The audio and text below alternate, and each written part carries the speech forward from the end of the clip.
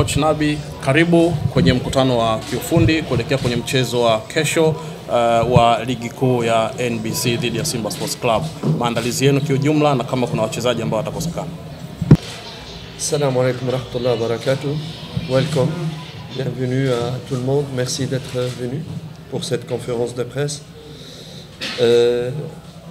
Pour moi, personnellement, c'est toujours un grand plaisir et une grande chance que j'estime pour moi-même de pouvoir être un acteur d'un grand derby, un des plus grands derbys d'Afrique. Et j'estime que c'est une grande chance pour moi de pouvoir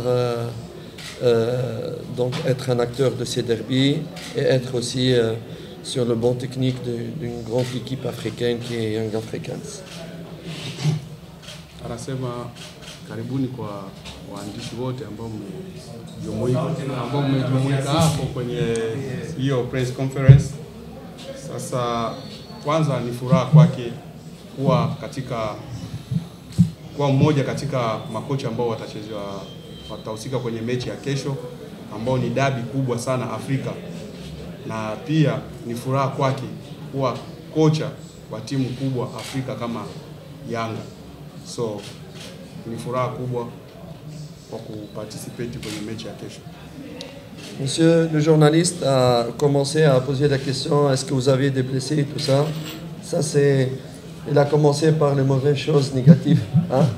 Donc je ne vais pas lui répondre à ça. Par contre, je vais ouvrir à tout le monde les questions qu'ils doivent poser. Et sans que je dois parler pour le vide, moi je n'aime pas parler, mais je suis venu pour répondre à des questions bien précises. Okay, kama swali aliuliza mwandishi kuhusu swala la wachezaji ambao hawatakuwepo, ambao wana majeruhi, ni negative hiyo ambao hata izungumzia kwa hapo, isipokuwa atakachokizungumzia ni zile maswali yale ambayo technical, ili asiongee tu mengi ambao yatakuwa hayana faida. Ça va. Je vous invite à me poser des questions parce que je n'ai pas envie de parler dans le vide. Je ne suis pas un écrivain, je suis un coach et je dois donc répondre à des questions techniques bien précises. Anasema anaruhusu maswali sababu yeye sio mwandishi wa kuja tu kuongea wakati vitu ambavyo walikuwa na yeye sio mwandishi. So ina maana waanze kama anaweza kaanza kuuliza maswali kuhusu kiufundi. Sasa tujue kwanza maandalizi yako vipi, alafu maswali mengine yatatokea. Il veut savoir comment est la préparation et puis les questions vont suivre. Ça. Alhamdoulilah, la préparation elle est passée vraiment comme nous l'avons programmé, planifié et souhaité. C'est-à-dire dans le calme, dans la concentration, dans la confiance. Nous avons essayé d'être loin de tout ce qui se passe à l'extérieur, dans les médias, dans les réseaux sociaux et tout ça. Nous avons fait une bulle entre nous où rien n'échappe. Nous avons mis l'axe de notre travail, c'est la concentration, l'humilité et le respect de l'adversaire.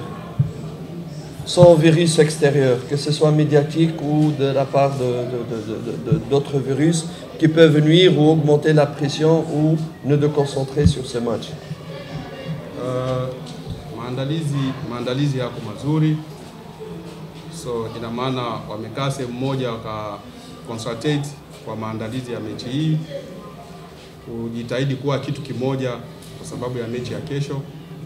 Kuepuka pia masuala ya mitandao ya kijamii ambao pia inaweka pressure kuhusu mechi kama na hiyo.